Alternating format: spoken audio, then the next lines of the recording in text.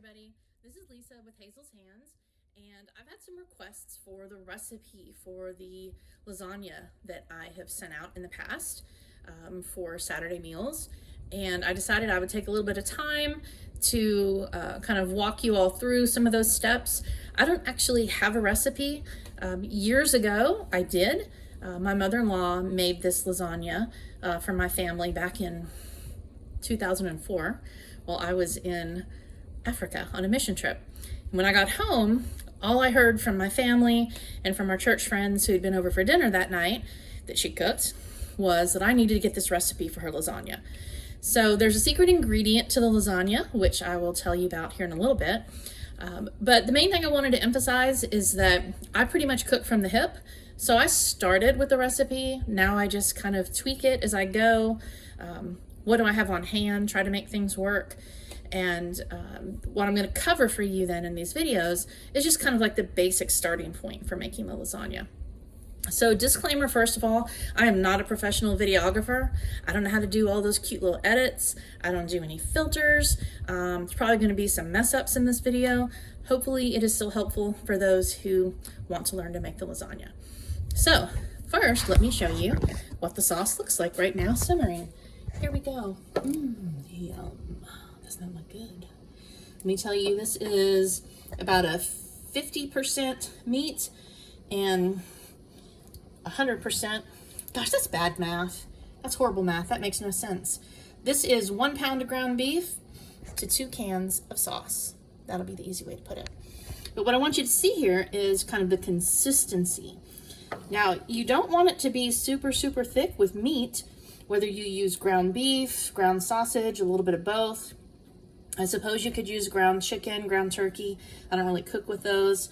But you do still want it to be pretty saucy because in this recipe we use, what's it called? Oven-ready lasagna noodles. So no boiling them and fishing them out of the hot water. So that makes it real easy. So anyway, so that's about how thick the sauce is.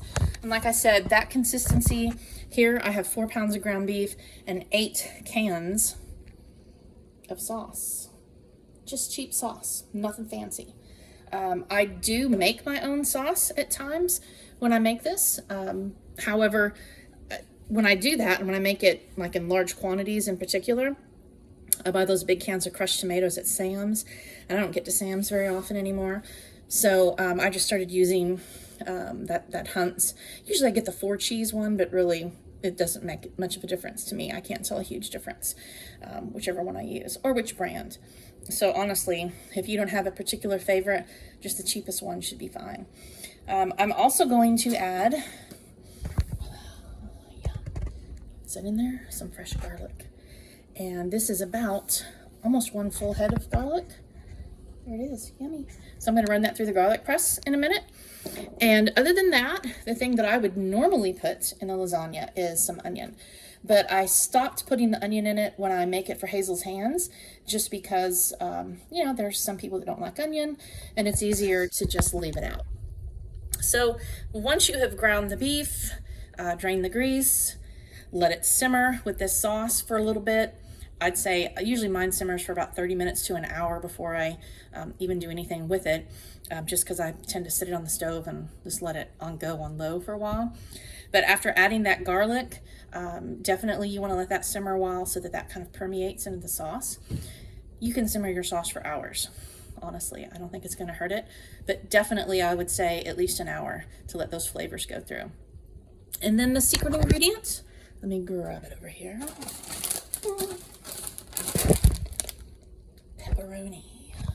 And those of you that had the lasagna last week could probably tell that's what was in there. Now, how much pepperoni you use and how you put it in is up to you. I used to layer it. So with every layer of meat sauce, I would put a layer of pepperoni. Now I just throw it in with the meat sauce and let it simmer. I don't measure it. I like a lot of pepperoni. So, you know, I try to go heavy on it. But that's a 1 pound, 5 ounce bag. And it's probably 3/4 full, and I'm probably gonna put that whole thing in here. So maybe a 1/4 pound of pepperoni for every pound of ground beef that's in your sauce might be a good way to start. Or you can leave the pepperoni out if you don't care for it or don't have it, but that really is the secret ingredient.